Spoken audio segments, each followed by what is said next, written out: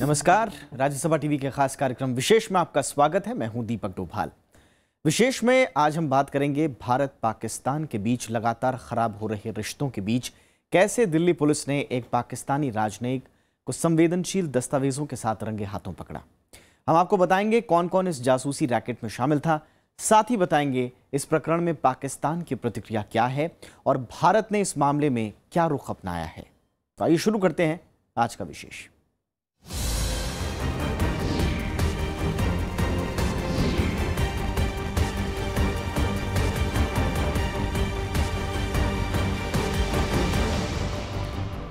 भारत और पाकिस्तान के खराब होते रिश्तों के बीच एक पाकिस्तानी राजनयिक जासूसी के आरोप में रंगे हाथों पकड़ा गया है। दिल्ली पुलिस के मुताबिक पाकिस्तानी राजनयिक हमूद अख्तर को सेना से जुड़े दस्तावेजों के साथ पकड़ा गया। इसके बाद भारत ने महमूद अख्तर को भारत छोड़ने के लिए कहा है।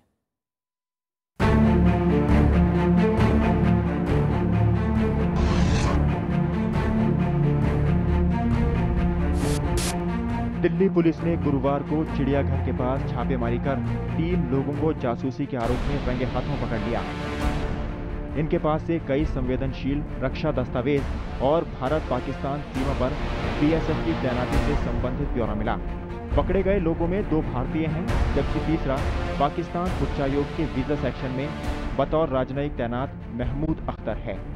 इसके बाद पुलिस ने जोधपुर से एक और जासूस की गिरफ्तारी की। हालांकि राजनयिक छूट होने की वजह से महमूद अख्तर को गिरफ्तार नहीं किया जा सका, लिहाजा उसे भारत छोड़ने को कहा गया। The Foreign Secretary summoned the Pakistan High Commissioner, Mr. Abdul Basit, and informed him that India had intercepted an official of the Pakistan High Commission in the pursuit of espionage, and that he was being declared persona non grata. Delhi police के मुताबिक महमूद अख्तर ने पाकिस्तानी उच्चायोग में रहकर जासूसी का जाल बिछाया। इस जाल में उसने जोधपुर के वीजा एजेंट शुएब को साथ लिया। इसके बाद शुएब ने राजस्थान के नागौर में रहने वाले मौलाना रमजान और सुभाष जांगिर को गिरोह में शामिल किया। पैसों के लालच में ये लोग सीमा पर सैनिकों की मूवमेंट की जानकारी जुटाने लगे। इस रैकेट में लड़कियों की भी भर्ती की गई थी ताकि वो सेना के अधिकारियों को हनी ट्रैप में फंसाकर जानकारियां जुटा सकें। पुलिस के मुताबिक ये रैकेट काफी समय से सक्रिय था और पाकिस्तानी खुफिया एजेंसी आईएसआई के लिए काम कर रहा था। ये सारा जो मॉड्यूल्स है करीब 1.5 साल से एक्टिव था। लास्ट 6 मंथ्स में हमारे पास क्रेडिबल इनपुट्स आ गए थे कि ये लोग पाकिस्तान आईएसआई के लिए जासूसी कर रहे हैं। जो बॉर्डर एरियाज हैं वहाँ पे जो हमारे पैरामिलिट्री बीएसएफ का डिप्लॉयमेंट है, आर्मी का डिप्लॉयमेंट है, उसकी सारी जानकारी हासिल करके पाकिस्तान हाई कमीशन में जो पाकिस्तान इंटेलिजेंस ऑपरेटिव था महमूद अख्तर को दे रहे थे। बदले में इनको अच्छा पैसा मिलता था। दरअसल महमूद अख्तर पाकिस्तानी सेना की 40वीं बलूच रेजिमेंट में हवलदार था। करीब 3 साल पहले उसे आईएसआई में नियुक्ति मिली। आईएसआई में ट्रेनिंग के बाद उसे दिल्ली में पाकिस्तानी हाई कमीशन के वीजा सेक्शन में नियुक्ति दी गई। महमूद अख्तर का काम भारत में जासूसी के लिए लोगों को तैयार करना था। इन जासूसों के जरिए वो सीमा पर कुछ जगहों की निशानदेही कराता था, फिर उन जगहों से भारत में आतंकवादियों को दाखिल कराया जाता था। इनके पास से अच्छी खासी रिकवरी हुई है, जिसके अंदर बहुत सारे डिफेंस डिप्लॉयमेंट के मैप्स और बॉर्डर एरियाज के बीएसएफ डिप्लॉयमेंट के मैप्स, और इनके पास यहाँ तक की लिस्ट है कि जो बीएसएफ के आदमी वहाँ पे डिप्लॉयड हैं या वहाँ से ट्रांसफ़र होके चले गए हैं या रिटायर हो गए हैं या वॉलंटरी रिटायरमेंट ले लिया है, और काफ़ी सारे वीज़ा रिलेटेड डॉक्यूमेंट्स भी थे इनके पास। महमूद अख्तर के पास से कई गोपनीय दस्तावेजों के अलावा एक फर्जी आधार कार्ड भी मिला है। उसके भारतीय एजेंटों के पास से एक फैबलेट, कुछ महत्वपूर्ण कागजात और पाकिस्तानी हाई कमीशन का एक विजिटर कार्ड भी मिला है। क्राइम ब्रांच के मुताबिक पाकिस्तानी उच्चायोग के कम से कम 5 और अफसर इस जासूसी रैकेट से जुड़े हो सकते हैं। इस बीच पाकिस्तान ने महमूद अख्तर को अवांछित करार दिए जाने की निंदा करते हुए अपने राजनयिक के खिलाफ आरोपों को गलत बताया है। पाकिस्तानी विदेश विभाग ने अपने राजनयिक से दुर्व्यवहार का भी आरोप लगाया है। जागा मुर्तजा, राज्यसभा टीवी। पाकिस्तान ने भारतीय उच्चायोग में राजनयिक सुरजीत सिंह से इस्लामाबाद छोड़ने को कहा है। साथ ही पाकिस्तान भारत पर आतंकवाद को बढ़ावा देने के झूठे आरोप भी लगा रहा है। इसे पाकिस्तानी राजनयिक महमूद अख्तर के जासूसी के आरोप में पकड़े जाने के बाद की गई भारत की कार्रवाई का बदला माना जा रहा है।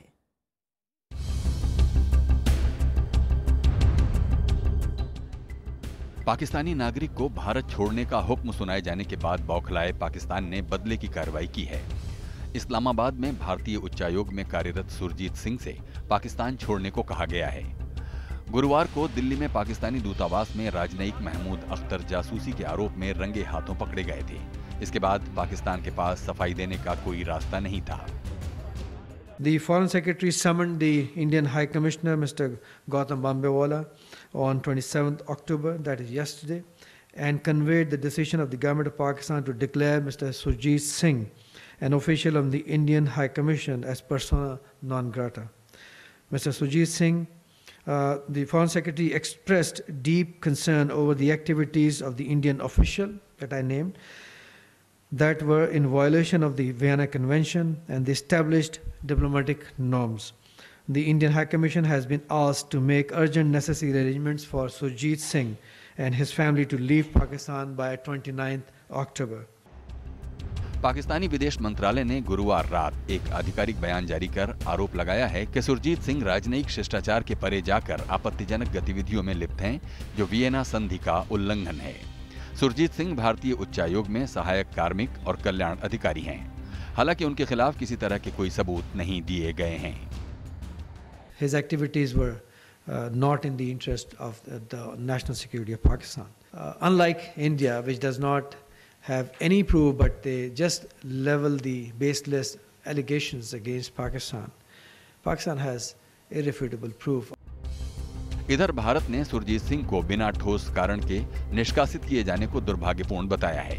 भारतीय विदेश मंत्रालय ने पाकिस्तान की निंदा करते हुए कहा है कि ये महमूद अख्तर के निष्कासन के बाद बदले की भावना से की गई कार्रवाई है और इसे जायज नहीं ठहराया जा सकता।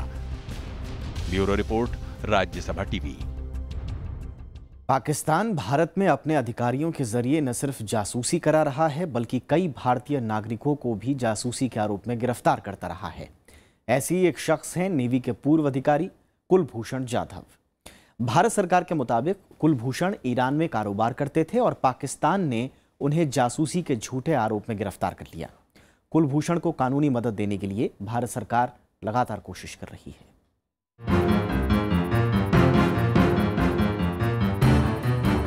पाकिस्तान हमेशा से भारत पर खुफिया जानकारी हासिल करने के लिए जासूसी कराने का आरोप लगाता रहा है। ताज़ा मामला कुलभूषण जाधव का है।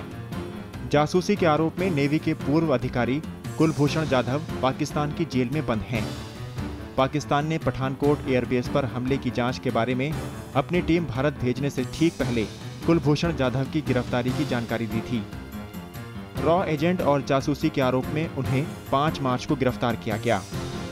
भारत ने उस वक्त साफ गोई से कहा कि जाधव इंडियन नेवी से जुड़े हुए थे, लेकिन उनका जासूसी से कोई लेना देना नहीं है। भारत सरकार ने जानकारी दी कि जाधव रिटायरमेंट के बाद ईरान में अपना बिजनेस चला रहे थे। जाधव को कानूनी मदद पहुंचाने के लिए भारत सरकार ने करीब 6 बार मौखिक तौर पर पाकिस्तान से अपील की थी, लेकिन पाकिस्तान ने भारत की अपील पर ध्यान नहीं दिया।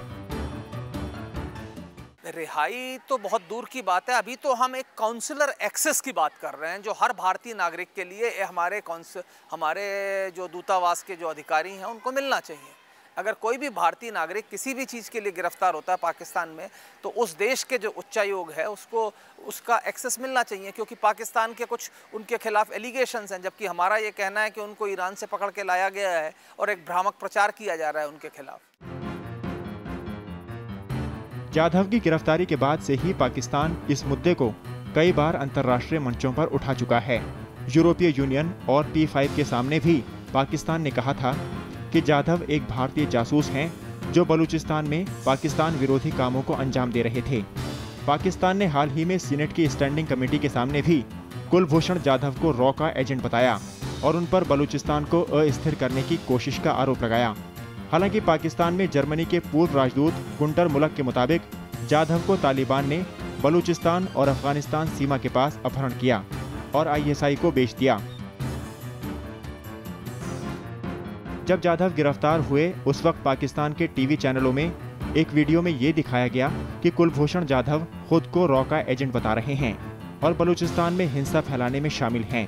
पाकिस्तान का कहना है कि जाधव अभी भी इंडियन नेवी में कमांडिंग ऑफिसर हैं, लेकिन इंडियन नेवी का कहना है कि वो 2002 में रिटायर हो गए थे और बलूचिस्तान में जिस समय उनकी गिरफ्तारी हुई उस वक्त वो भारत सरकार से किसी भी रूप में नहीं जुड़े हुए थे। रक्षा जानकारों का कहना है कि कुलभूषण यादव भारतीय जासूस नहीं हो सकते, क्योंकि अगर वो जासूस होते तो भारतीय पासपोर्ट नहीं रखते। जाधव का पासपोर्ट मुबारक हुसैन पटेल के नाम पर था। वियना कन्वेंशन में साफ कहा गया है कि अगर किसी देश का नागरिक दूसरे देश में पकड़ा जाता है तो पीड़ित शख्स को वो देश कानूनी मदद पहुंचाएगा। हालांकि जाधव के मामले में ये पेच है कि उन्होंने अपनी तरफ से किसी तरह की कानूनी मदद की अपील नहीं की है। Bureau report, Rajya Sabha TV. और फिलहाल रुकेंगे एक छोटे से ब्रेक के लिए, लेकिन ब्रेक के बाद बात करेंगे भारत पाकिस्तान के बीच क्या बातचीत किस तरह की पटरी से उतरी।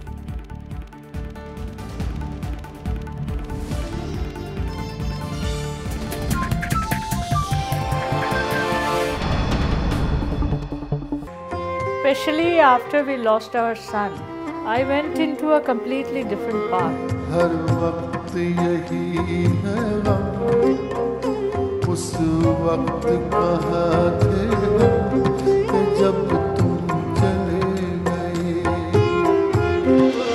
मिर्जा गालिब ने जगजीत को आसमानी ऊंचाइयों पर पहुंचा दिया। 3 लोग थे जिनकी वजह से मिर्जा गालिब बन सके। एक तो नसीर, कमाल के एक्टर और कमाल के कंपोजर और आवाज जगजीत की, और तीसरे गालिब खुद। हर एक बात पे कहते हो तुम कि तू क्या है। मैंने मिर्जा गालिब को गालिब बन के गाया, जगजीत सिंह बन के नहीं गाया। तुम ही कहो कि ये अंदाज़े गुफ्तगू क्या है। मैं जगजीत में इस बार मिर्जा गालिब की कहानी।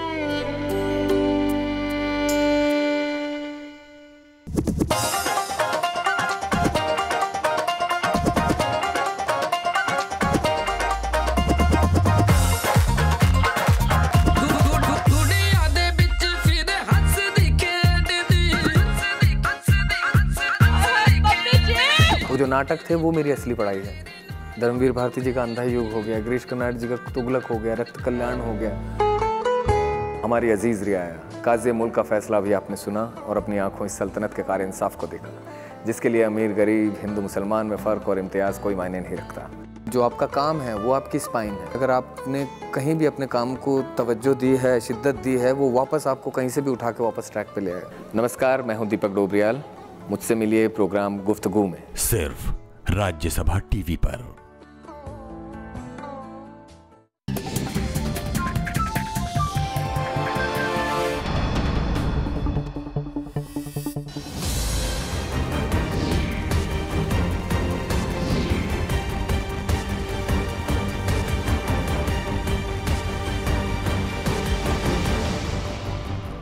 भारत और पाकिस्तान के बीच कड़वाहट लगातार बढ़ती जा रही है।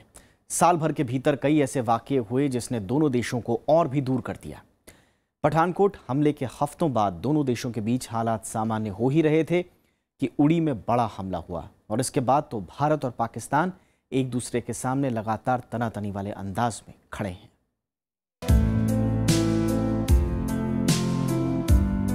– 2016 शुरू ही हुआ था और लोग नए साल के जश्न में डूबे हुए थे।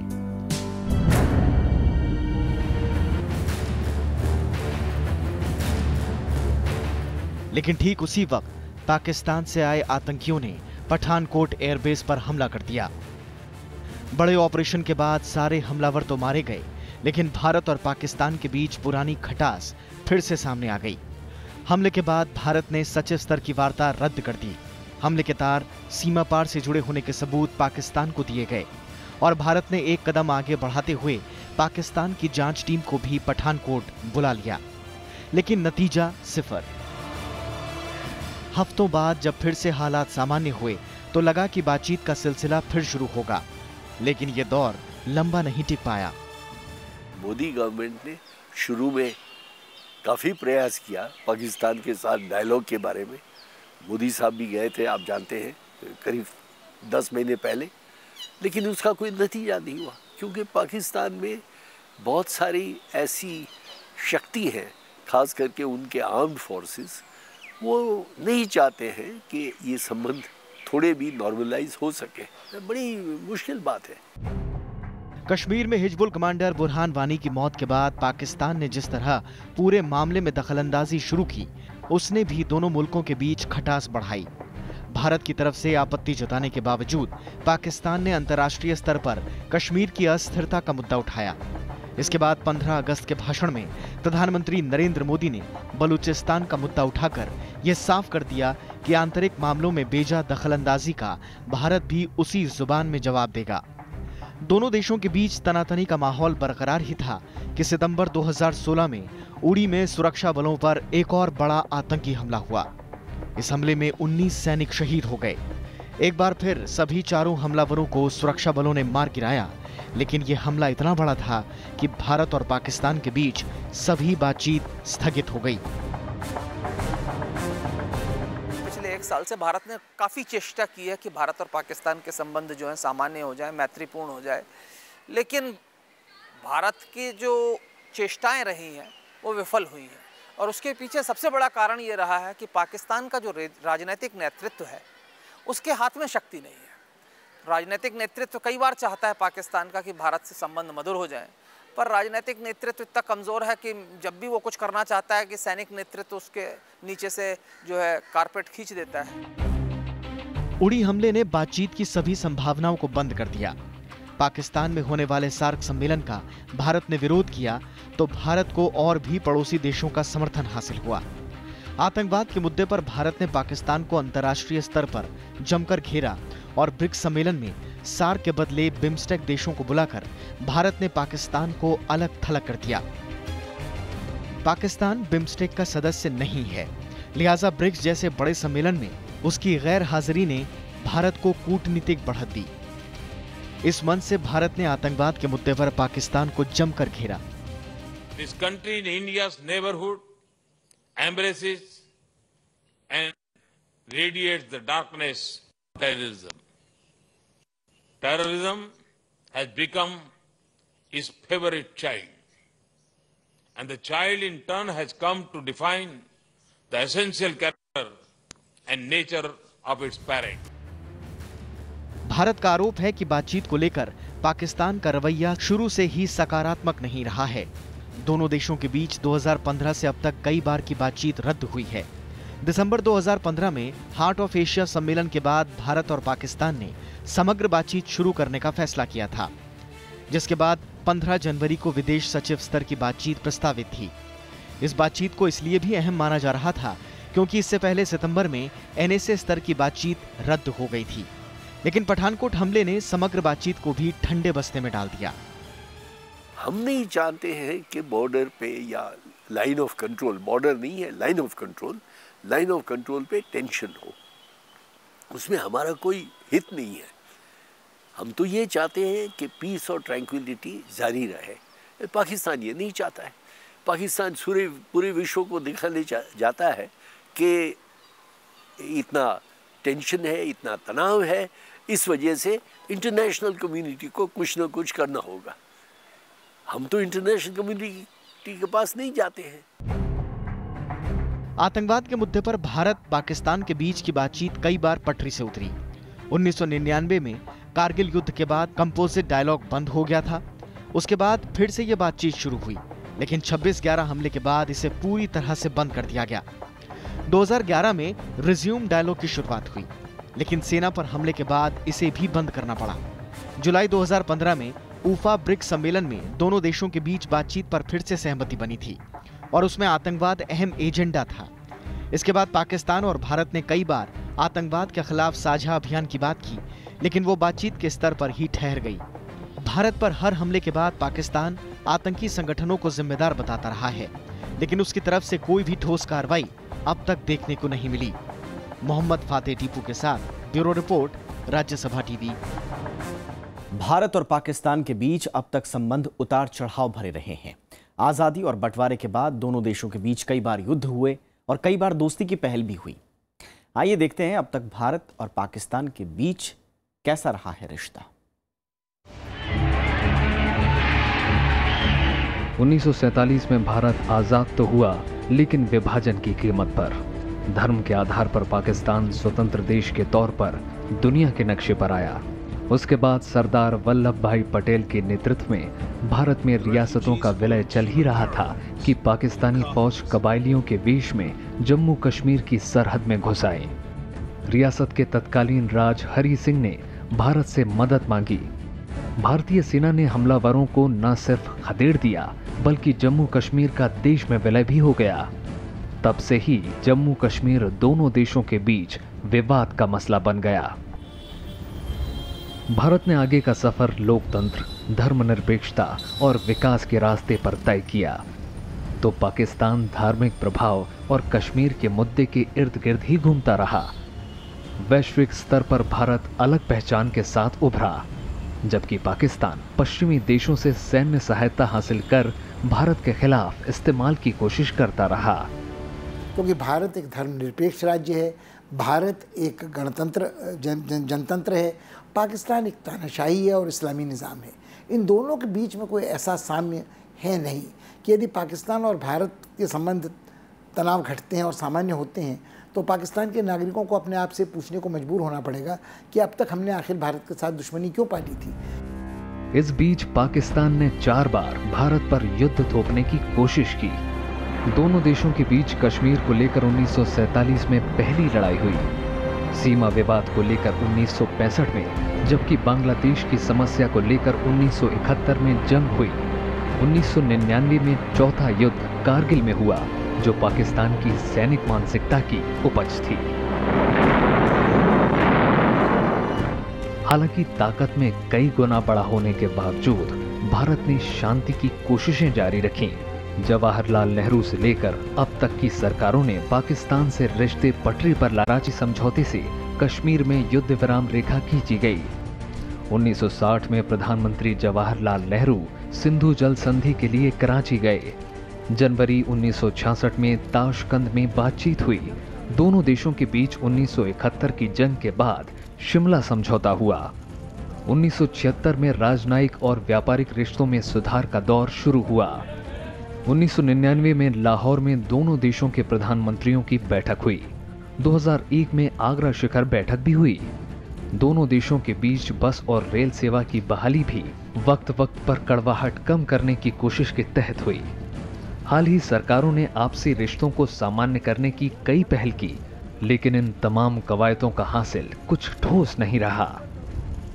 और विशेषकर वहाँ का जो सैन्य संगठन है वो भारत विरोधी रहा है, और चूंकि पाकिस्तान में परोक्ष रूप से या प्रत्यक्ष रूप से सेना ही की तूती बोलती है, तो इसलिए भारत और पाकिस्तान के संबंध सामान्य नहीं हो पा रहे। दोनों देशों के बीच रिश्तों के कुछ दूसरे पहलू भी हैं। दोनों देश कई बार मुश्किल वक्त में एक दूसरे के करीब भी आए। 2001 के भुज भूकंप के दौरान पाकिस्तान ने मदद भेजी। इसी तरह भारत ने भी 2005 में पाकिस्तान के कई इलाकों में आए भूकंप के बाद बड़ी राहत सामग्री भेजी। पाकिस्तान में आई बाढ़ के दौरान भारत ने मदद की पेशकश कर अच्छे पड़ोसी का फर्ज निभाया। दोनों देशों के रिश्तों को सामान्य करने में खेल, कला और संस्कृति ने भी पुल का काम किया। व्यापारिक रिश्तों में भी दोनों देशों के बीच उतार चढ़ाव देखा जा रहा है। दोनों देशों के बीच आपसी व्यापार फिलहाल काफी कम वस्तुओं तक ही सीमित है। ये और बढ़ सकता है, लेकिन पाकिस्तान की ओर से भारत को मोस्ट फेवर्ड नेशन का दर्जा नहीं देने से व्यापारिक रिश्तों में कड़वाहट बनी हुई है। मौजूदा वक्त में भारत और पाकिस्तान के बीच कश्मीर समस्या के अलावा सीज फायर उल्लंघन, आतंकवाद और 26/11 मुंबई हमले और दूसरी आतंकी घटनाओं के गुनहगारों को सजा और दाऊद इब्राहिम के प्रत्यर्पण जैसे जटिल मुद्दे मौजूद हैं। Bureau report, Rajya Sabha TV.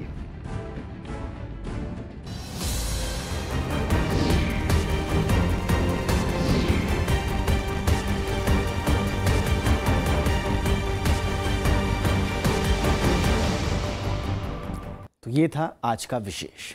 नमस्कार।